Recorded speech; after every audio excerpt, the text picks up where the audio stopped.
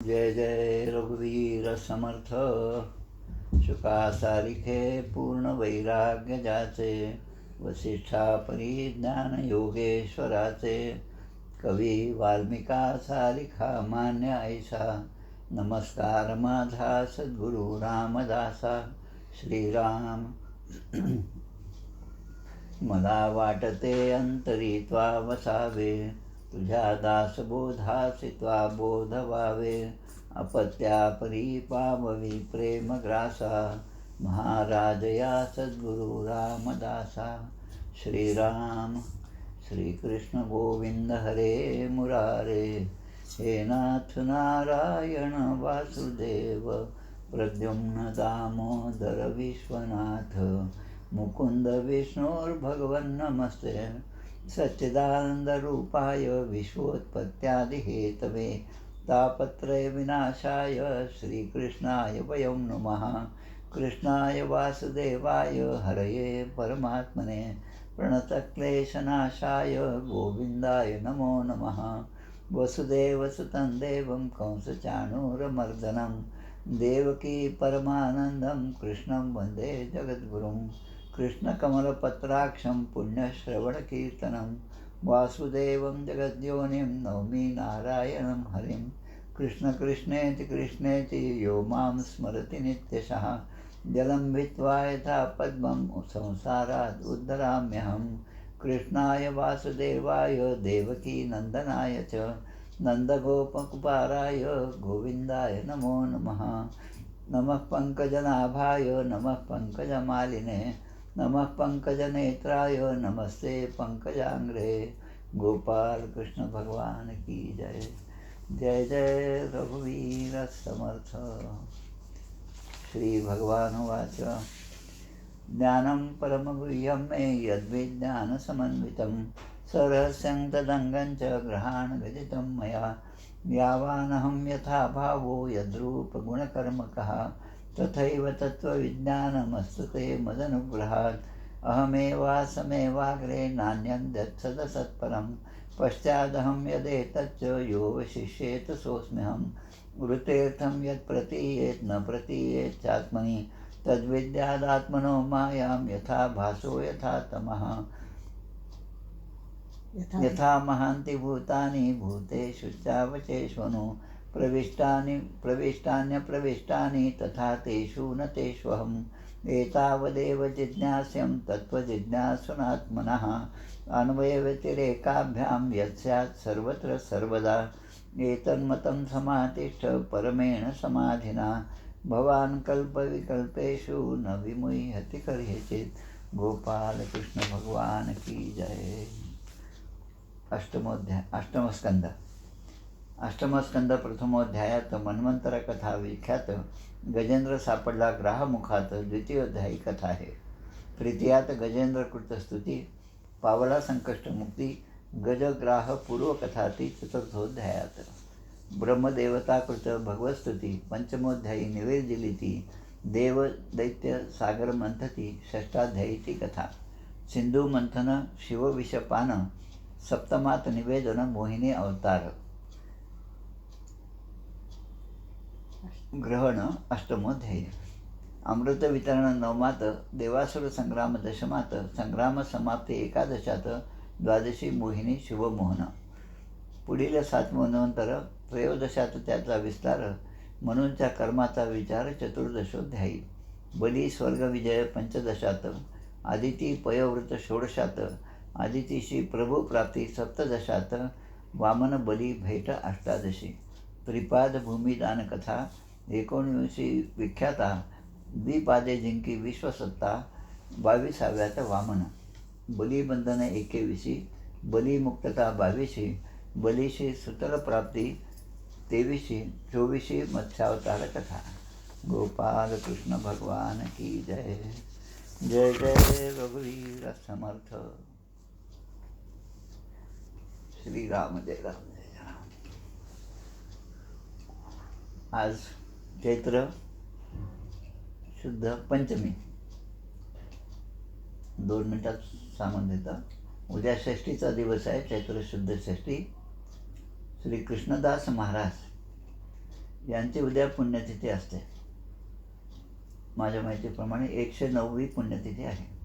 या कृष्णदास महाराजांचा मठ आपण जेव्हा सज्जनगडावर जातो, साताऱ्याला बसस्टँडवर आपण जातो, तिथून कोडोली नावाचं एक गाव आहे, म्हणजे त्या साताऱ्याचाच एक भाग आहे. अगदी 4-5 किलोमीटर अंतरावर असणारं हे छोटंसं गाव आहे. आणि तिथून वळल्यानंतर डावीकडे पुन्हा कृष्णा नदीच्या किनारी आपण येतो. त्याला कृष्णधाम असं म्हणतात त्या भागाला. कृष्णधाम हे कृष्णदास महाराजांच्या समाधीचं ठिकाण आहे. महाबळेश्वरामध्ये जेवढं सृष्टी सौंदर्य असेल ते सगळं त्या ठिकाणी आहे, पण हे त्या ठिकाणी गेल्याशिवाय आपल्या लक्षात येणार नाही. आत्तापर्यंत आपल्याला तिथे गेल्यानंतर समर्थांच्या दर्शनाची जशी ओढ असते, तसेच समर्थांच्या व्यतिरिक्त अनेक मठ त्या सज्जनगडाच्या शेजारी आसपास आहेत. त्यामधला पसरणीचा मठ आहे, वाईमधल्या गणपतीचं ठिकाण आहे, त्यानंतर आपल्या वासुदेव गोसाव्यांचं ते ठिकाण आहे, त्यानंतर कृष्णदास महाराजांचं हे ठिकाण आहे. उद्या त्यांची जी पुण्यतिथी आहे त्याबद्दल सांगायचं म्हणजे यांना सज्जनगडावर हे जेव्हा राहायला गेले तेव्हा ते अगदी एखादा पाणक्या म्हणजे पाणी वाहणारा कल्याण स्वामी जसे दोन्ही हांडे घेऊन जात होते. कल्याण स्वामी जेव्हा त्यानंतर त्या डोंगराला गेले तेव्हा त्यांच्यानंतर हे पाणी आणण्याचं काम जे आहे ते आमच्या कोयाच्या यादव स्वामींनी केलेलं आहे.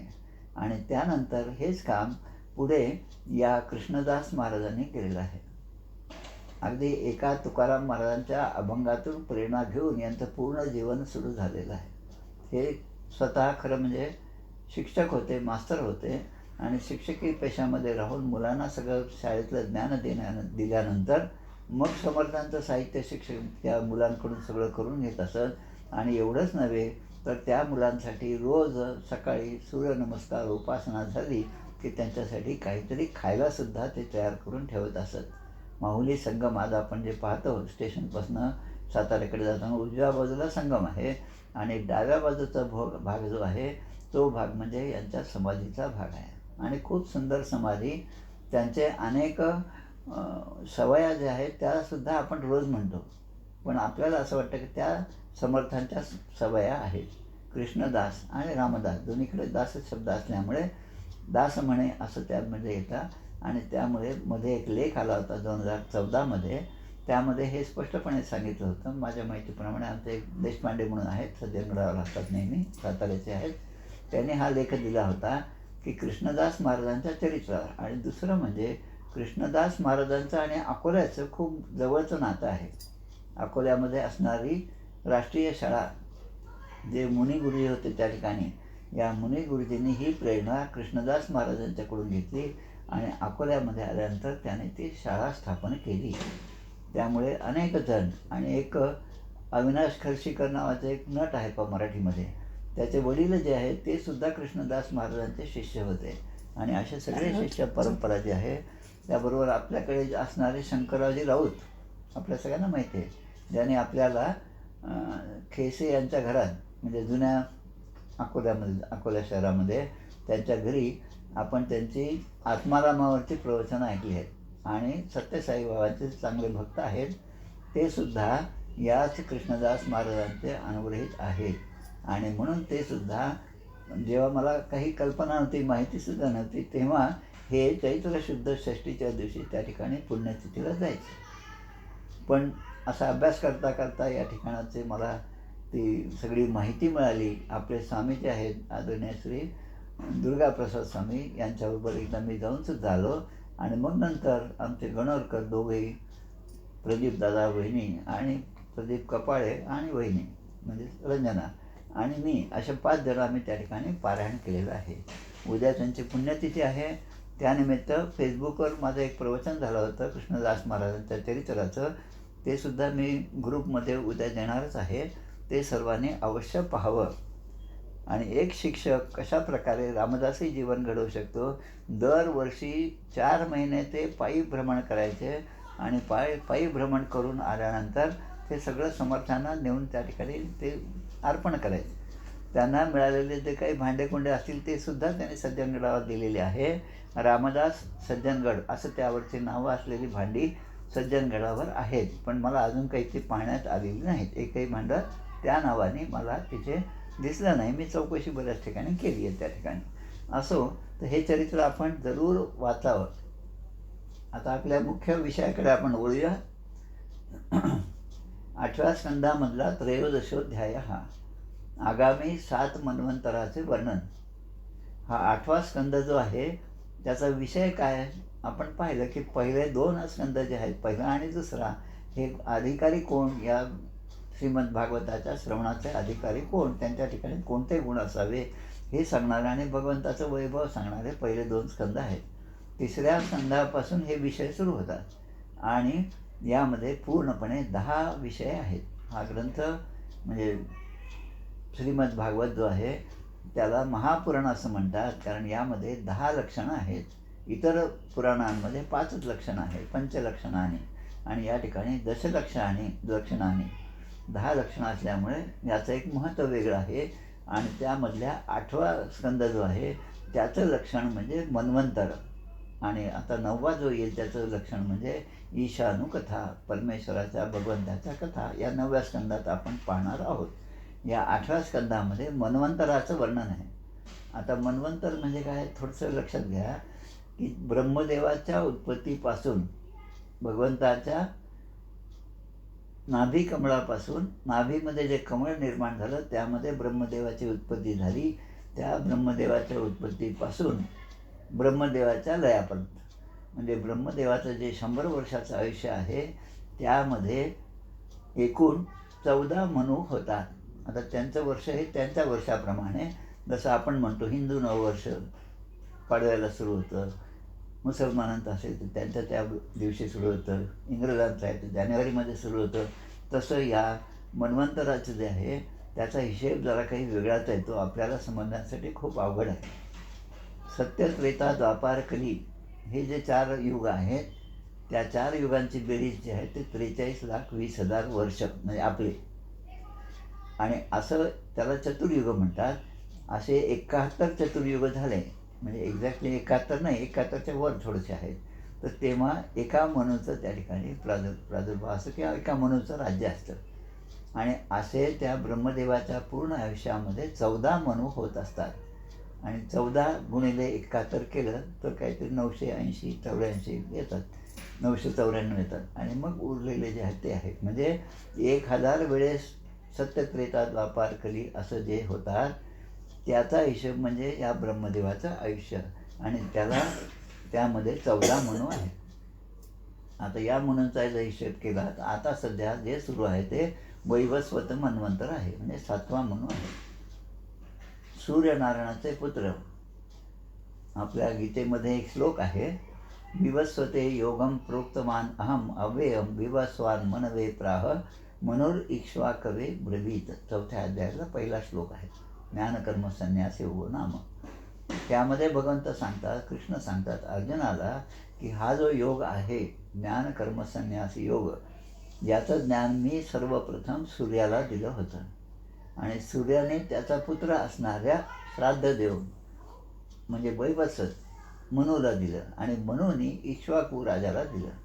आता हे इक्ष्वाकू राजा म्हणजे आपल्या रामाच्या वंशामधले पहिले राजा इक्ष्वाकू. मनूर इक्ष्वाकवे ब्रवीत. ब्रवीत म्हणजे अब्रवीत, म्हणजे त्यांना ते सांगितलं. आता याचा संदर्भ या अध्यायामध्ये येतो. शुकदेव सांगत आहेत, मनोर विवसतः पुत्र श्राद्धदेव इति श्रुतः सप्तमो वर्तमानो यस्तद अपत्यानि मे शृणु. विवस्वानाचा पुत्र ज्याचं नाव श्राद्धदेव आहे, हा सध्याच्या मन्वंतराचा 7वा मनू आहे. सध्याचं जे मन्वंतर आहे त्याचा 7वा मनू म्हणजे विवस्वानाचा पुत्र श्राद्धदेव. या श्राद्धदेवाचं दुसरं नाव वैवस्वत, म्हणजे हा 7वा मनू आहे. आता त्यांचे जे मुलं आहेत त्यांची कथा यावेळेस सांगितलेली आहे. आता याचा विषयच मन्वंतर असल्यामुळे वेगवेगळ्या मन्वंतराची माहिती आपण या 8व्या स्कंदामध्ये घेत आहोत.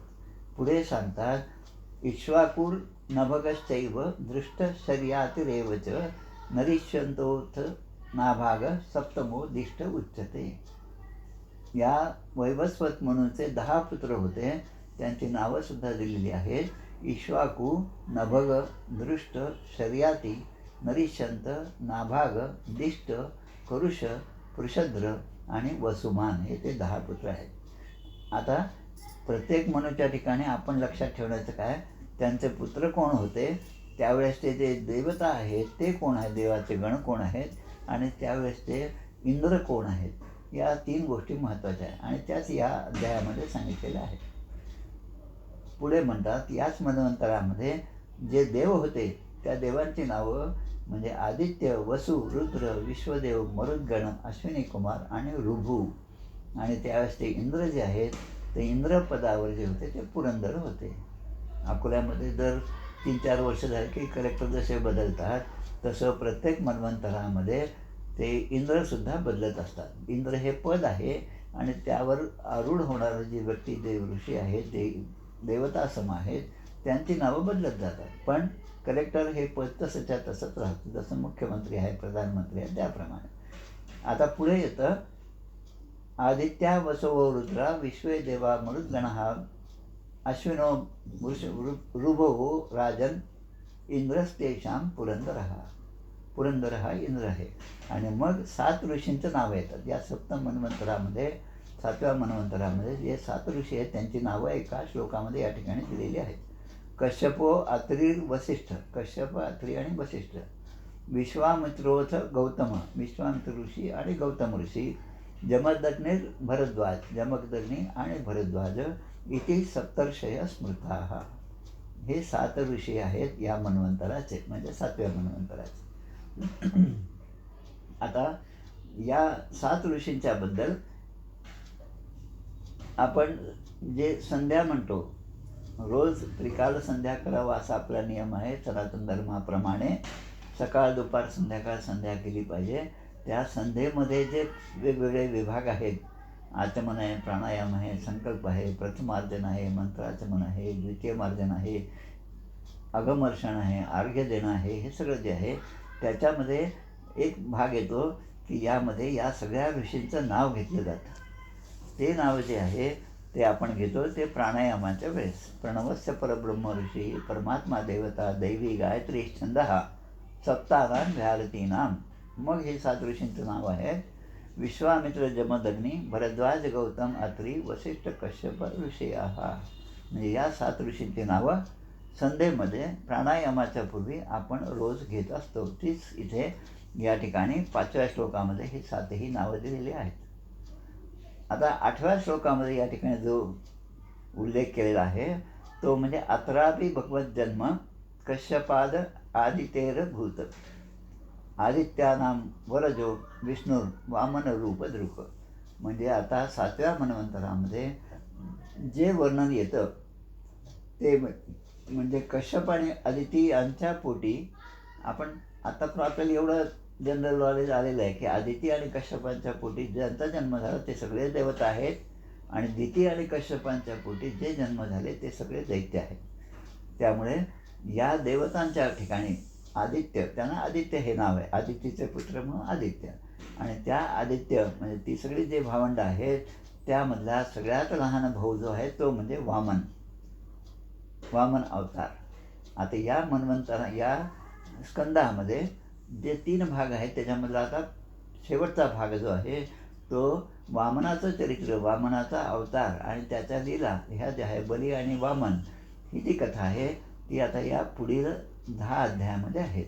आपला आज 13वा आणि 14वा अध्याय होणार आहे. तर 15 पासून 24व्या अध्यायापर्यंत वामनाची कथा आहे. अर्थात 24वा अध्याय जो आहे त्यामध्ये मत्स्यावताराची कथा आहे.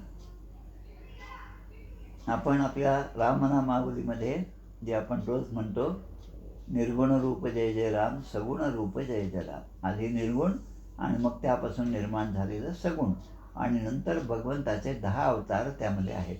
मत्स्यरूप जय जय राम, कूर्मरूप जय जय राम, वराह रूप जय जय राम, नरहरी रूप जय जय राम, वामन रूप जय जय राम, भार्गव रूप जय जय राम, रघुपती रूप जय जय राम, रामकृष्ण रूप जय जय राम, बौद्ध रूप जय जय राम, कलंकी रूप जय जय राम. 10 अवतार आहेत.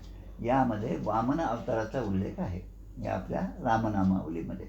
तेच वामनांचा अवतार जे आहे त्यांच्या लीला ज्या आहेत त्या 10 अध्यायामध्ये या 8व्या स्कंदाच्या शेवटी दिलेल्या आहेत. आता वैवस्वत मन्वंतर म्हणजे 7वं जे मन्वंतर आहे त्याचा उल्लेख आता या ठिकाणी आला. आणि ह्याच सगळा उल्लेख अगदी 14ही मन्वंतराचा यापूर्वी पण एकदा आपण ते श्रवण केलेलं आहे. या 8व्या स्कंदामध्येच 10व्या अध्यायामध्ये हे सगळे 10 मन्वंतराची नावं आणि त्यावेळेसचे असणारे सप्तर्षी जे आहेत त्यांची नावं आलेली आहेत. आता या ठिकाणी जे आहे की ते या ठिकाणी सांगतात की पुढील 7 मन्वंतर म्हणजे आधीचे 7 झाले, आता पुढचे 7 म्हणजे 14 मनु होतील. आणि मग पुढच्या मन्वंतराचं वर्णन या अध्यायामध्ये शुकदेवांनी केलेलं आहे आणि परीक्षित राजाला ते सांगत आहेत. संक्षेपतो मयोक्ती सप्तमन्वंतराणि ते भविष्याणच वक्ष्यामि विष्णू शक्त्यान्वितानि च. म्हणजे यापूर्वी म्हणजे 6व्या स्कंधामध्ये सुद्धा असा उल्लेख आहे की संज्ञा आणि छाया या 2 विवस्वानाच्या 2 पत्न्या होत्या, असा उल्लेख 6व्या स्कंधामध्ये आहे. आणि त्या व्यतिरिक्त अजून एक पत्नी होती आणि तिचं नाव वडवा. विवस्वान संज्ञा, विवस्वान छाया आणि विवस्वान आणि वडवा या पूर्ण अध्यायामध्ये असे सगळी नावंच आहेत भरपूर. ही नावं लक्षात ठेवणं खूप कठीण आहे, पण त्यांचं श्रवण घडणं हे सुद्धा पुण्यदायक आहे. त्याचा उच्चार माझ्याकडून होणं असो किंवा तुमच्या सगळ्यांकडून हे श्लोक श्रवण करणं आणि त्या श्लोकांचं श्रवण होणं हे सुद्धा मनुष्याचा भाग्याचाच क्षण आहे. काही लोक म्हणतात, म्हणजे यांच्याबद्दल सांगितलं या ठिकाणी, विवस्वतश्च ते द्वे जाया, द्वे म्हणजे 2 आणि जाया म्हणजे पत्नी. विवस्वताला 2 पत्नी होत्या, त्यांचं नाव संज्ञा आणि छाया आणि तिसरी जी आहे तिचं नाव वडवा. आणि मग पुढे येतं संज्ञा छायाच राजेंद्र ये प्राग भीहिते तव आणि तृतीयाम वडवा नेकम. वडवा नावाची तिसरी जी होती तासाम संज्ञा सुताश्रया.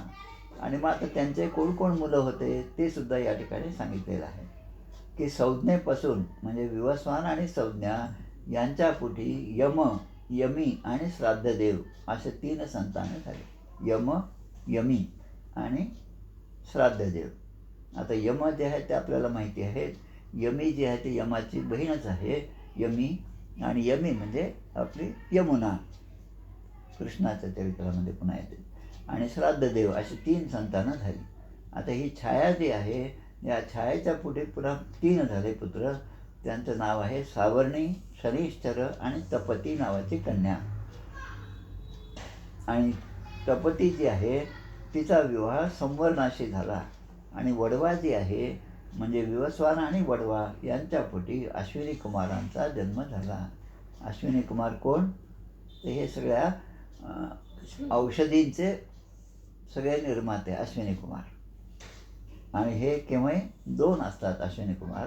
आणि म्हणून त्यांचा सगळा उल्लेख जो आहे तो जसं संस्कृतमध्ये आहे एकवचन, द्विवचन आणि बहुवचन, तर द्विवचनाने यांचा उल्लेख होतो.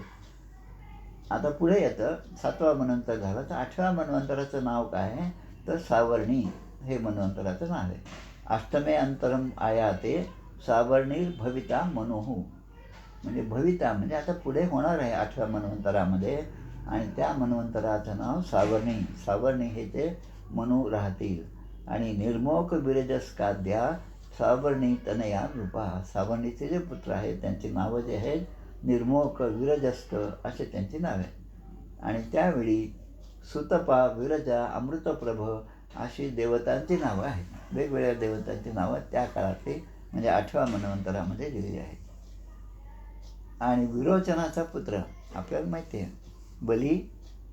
वामन अवतारामध्ये बलीची कथा आहे. बलीचा पुत्र विरोचन. त्या विरोचनाचा पुत्र बली. तर विरोचनाचा पुत्र जो बली आहे, बळीराजाची कथा जी येणार आहे आणि तोच पुढच्या मन्वंतरामध्ये इंद्र होणार आहे. बळीराजा जे आहे ते इंद्रपदावर आरूढ होणार आहे असं भागवतामध्ये लिहिलेलं आहे. म्हणजे हे भागवतासारखा पुराण जे आहे महापुराण किती वर्षापूर्वी लिहिलं सांगता येत नाही. आणि तरी पण त्यामध्ये पुढे होणाऱ्या सगळ्या अवतारांच्या कथा आहेत. अगदी कल्की अवतार जो आहे समर्थ जे म्हणतात कलंकी पुढे देव होणार आहे. विष्णू यश नावाच्या ब्राह्मणाच्या घरी कल्की अवतार होणार आहे आणि ते भगवंत घोड्यावर बसून येतील असं वर्णन समर्थाने केलं. आणि याला सगळा जो आधार संदर्भ जे आहेत ते आपले सगळे पौराणिक ग्रंथ आहेत. म्हणजे आपले पौराणिक ग्रंथ इतके प्राचीन आहेत की ज्या काळामध्ये फक्त सनातन वैदिक हिंदू धर्म होता, इतर धर्म नव्हते. त्यामुळे इतर धर्माचा इतिहास हा फक्त 1500-2000 वर्षाचा असेल, पण आजचा लाखो करोडो वर्षांचा इतिहास आपल्या धर्माचा आहे. आता यापुढे दुसऱ्या श्लोकामध्ये आले. आता थोडंसं आता वामनांचं नाव आल्यामुळे वामनांच्याबद्दलचे 2-4 श्लोक यामध्ये आहेत. 3 पावले भूमी मागणाऱ्या वामनाने, कथा पुढे येणार आहे पण ती विस्ताराने आहे.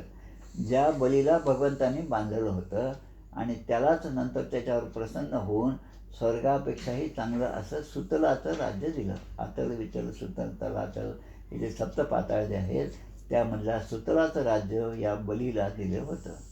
आणि बली इंद्राप्रमाणे तेथे आहे, म्हणजे त्या 8व्या मन्वंतराने, आणि यापुढे तोच इंद्र होणार आहे. आणि मग आता जे 8वं मन्वंतर आहे त्यामधल्या ऋषींचे नावं या ठिकाणी सांगितले. सप्तऋषी कोण कोण आहेत त्यामध्ये आहे गालव, दीप्तिमान, परशुराम, अश्वत्थामा, कृपाचार्य, ऋष्यशृंग आणि आमचे वडील भगवान व्यास. हे 8व्या मन्वंतरात सप्तऋषी होतील. कोण म्हणतंय? शुकदेव. शुकदेव सांगतात की माझे वडील हे 8व्या मन्वंतरामध्ये सप्तर्षी होणार आहेत. म्हणजे ते भविष्य जे आहे ते मुलांनी वडिलांचं भविष्य या ठिकाणी सांगितलं.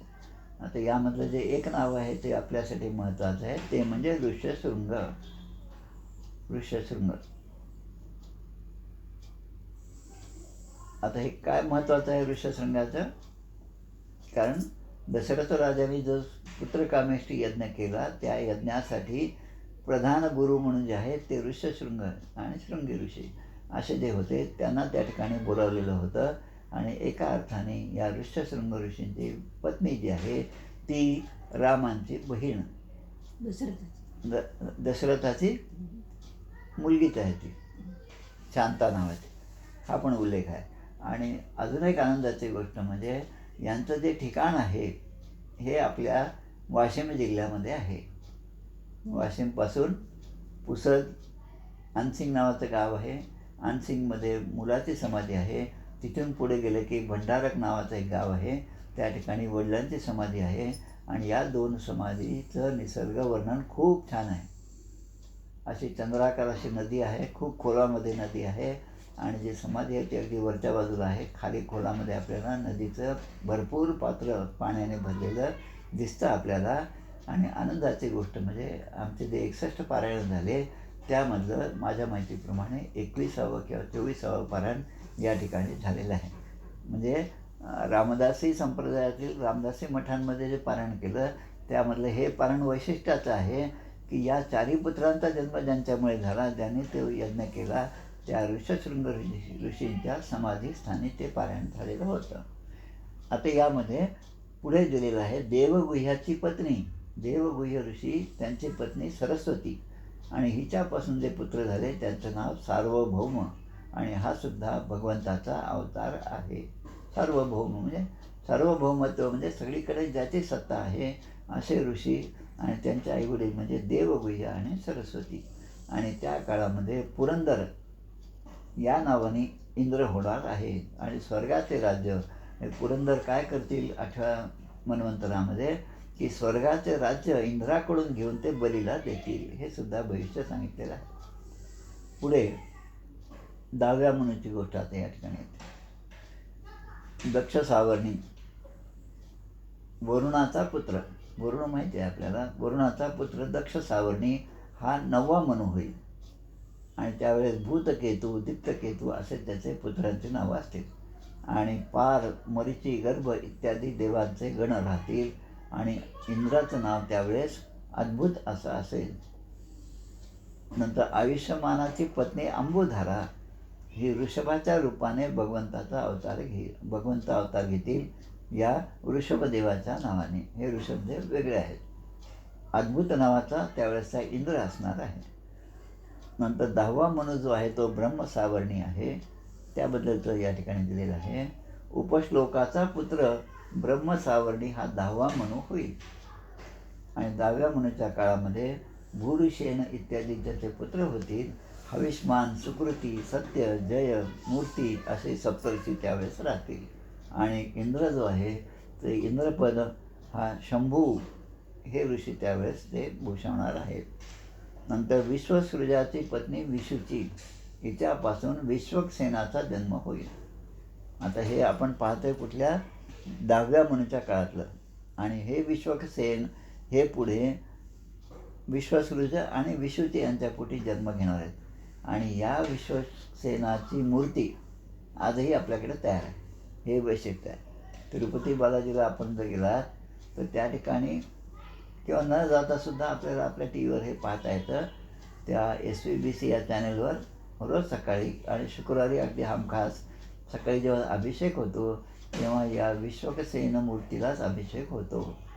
अर्चा विग्रह असं त्याला म्हणतात. अर्चा विग्रह म्हणजे मुख्य देवताची काही रोज पूजा करता येत नाही कारण ते स्थापन केलेले आहेत. आणि म्हणून छोटीशी मूर्ती जी आहे तिच्यावर सगळे उपचार होतात.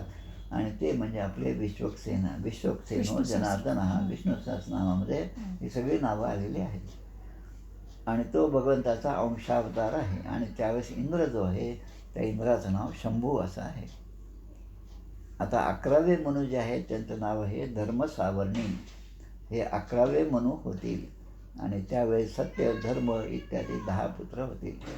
त्याचप्रमाणे विहंगम, कामग, निर्माण रुची हे देवतांची नावं आहेत. अरुण इत्यादी सप्तर्षी होतील. आणि वैद्रथ नावाचे ऋषी होतील ते इंद्रपद भूषवतील. आर्यकस सुतस्तत्र धर्मसेतुर इति स्मृतः वैद्रतायां हरेर अंश त्रिलोकीं धारयिष्यति. या आर्यकाची पत्नी वैद्रती हिच्यापासून धर्मसेतू नावाचा भगवंताचा अंशावतार होईल. आणि त्याच रूपामध्ये ते त्रैलोक्याचे रक्षण करतील. त्रैलोक्य म्हणजे तिन्ही लोक, स्वर्ग, मृत्यू आणि पाताळ याचं रक्षण करण्याची जबाबदारी या धर्मसेतूची राहील. आता रुद्र सावर्णी हा 12वा मनु होईल. देववान, उपदेव, देवश्रेष्ठ असे त्यांचे पुत्र होतील. आणि त्या मन्वंतरामध्ये ऋतधामा नावाचा इंद्र होईल. आणि हरित इत्यादी देवगण होतील. तपोमूर्ती, तपस्वी, अग्निद्रुप इत्यादी सप्तर्षी होतील. आता ह्या सगळ्या गोष्टी सांगत बसलं ऐकायला सुद्धा कंटाळा येतो माणसाला. पण हे सगळं ऐकणं महत्त्वाचं आहे. कारण त्यांचं चरित्र जरी आपल्याला माहीत नसलं तरी यांचा उल्लेख आहे. आणि एखाद्या वेळेस काय होतं की आपल्यापैकीच कोणाच तरी त्यापैकी नाव असतं आणि ते नाव या भागवतामध्ये आले आहे असं जेव्हा त्या माणसाला समजतं तेव्हा त्यालासुद्धा आपल्या नावाचं एक वेगळंच प्रेम त्याच्या ठिकाणी उत्पन्न होतं. आणि त्याच्या नातेवाईकांना सुद्धा तसंच होतं. आमचे जे दोन्ही नातू आहेत आदिती आणि शौनक, हे सगळे नावं जे आहेत त्या श्रीमद भागवताच्या प्रेमापोटीच ठेवलेली आहेत. आता पुढे देवहोत्राची पत्नी बृहती. आता बृहती, पंक्ती, अनुष्ठुप, छंद हे सगळे छंद आहेत. देवहोत्राची पत्नी बृहतीपासून योगेश्वराच्या नावाने भगवंताचा अंशावतार होईल. आणि त्याच रूपात भगवान दिवसपतीला इंद्रपद देतील. भगवंत इंद्रपद जे आहे ते त्यांना देतील. आता 14वा मनु जो आहे त्याचं वर्णन आहे. त्या 14व्या मनुचं नाव आहे इंद्रसावर्णी. आता 14वा मनु केव्हा होईल असा प्रश्न अजिबात विचारू नका. कारण ते आपल्या म्हणजे समजण्याच्या बाहेर आहे, डोक्याच्या बाहेर आहे. आणि तोपर्यंत आपले किती खालीवर आपण होऊ काही सांगता येत नाही. म्हणजे आता मनुष्य देहात आहोत, मनुष्य जन्मात आहोत म्हणून निदान हे श्रवण करण्याचं पुण्य तरी आपल्याला प्राप्त होतं. दुसऱ्या योनीमध्ये असतो तर हे ज्या ठिकाणी श्रवण होत आहे त्या ठिकाणी एखादं कुत्रं आलं, एखादी मांजर आली तर तिला सगळं हाकलून दिलं. ती सुद्धा पूर्व पुण्याई म्हणे तिथपर्यंत येते. आणि आल्यानंतर तिचं पुण्य तेवढंच असतं. तिच्या कानावर 4 शब्द पडतात आणि ऐकणारे जे श्रवण भक्ती करणारे असतात त्यापैकीच एखादा उठतो आणि काठी घेऊन तिला मारायला धावतो आणि मारतो सुद्धा. ते सगळं पूर्व पुण्याईने, पूर्व पापानुसार त्या त्या योनीमध्ये माणसाला भोगावं लागतं. आणि हे सगळं जे आहे हा सगळा कर्माचा जो भोग आहे तो एकदा लक्षात आला की जीवनातल्या प्रत्येक घटनेकडे पाहण्याचा दृष्टिकोनच माणसाचा बदलून जातो. 14वा मनु जो आहे ते आहे इंद्र सावर्णी. मनुर्वा इंद्र सावर्णीश चतुर्दशम एष्यती. चतुर्दशम म्हणजे 14वा एष्यती. उरु गंभीर बुद्ध्याद्या इंद्र सावर्णिर्वीर्यजा. अग्नी, बाहू, शुची, शुद्ध, मागध हे सप्तर्षी होतील आणि शुची हा त्या काळचा इंद्र होणार आहे. 17 पत्नी पितानापासून बृहद्भानू नावाचा भगवंताचा अवतार होईल आणि ते कर्मकांडाचा विस्तार करतील.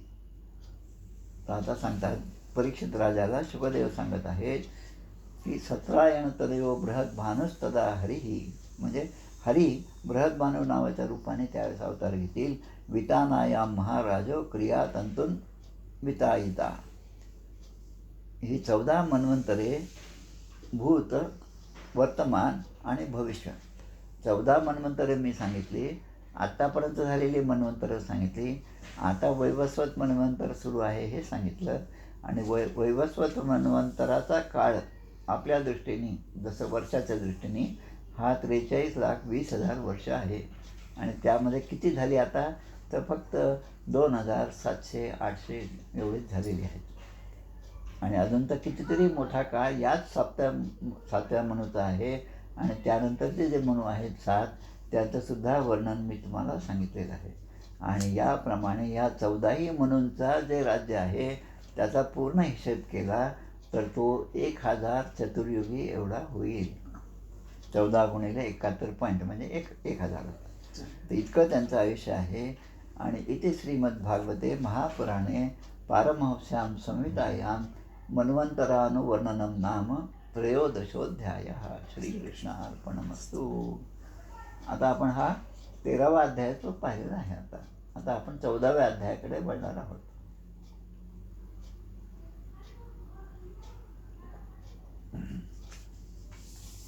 मन्वंतर हा या अष्टमस्कंदाचा विषय असल्यामुळे मन्वंतराबद्दलची पूर्ण माहिती या ठिकाणी दिलेली आहे. त्यामुळे आता हा थांबूया आपण आणि 14व्या अध्यायाकडे वळूया. श्रीकृष्ण गोविंद हरे मुरारे, हे नाथ नारायण वासुदेव, प्रद्युम्न दामोदर विश्वनाथ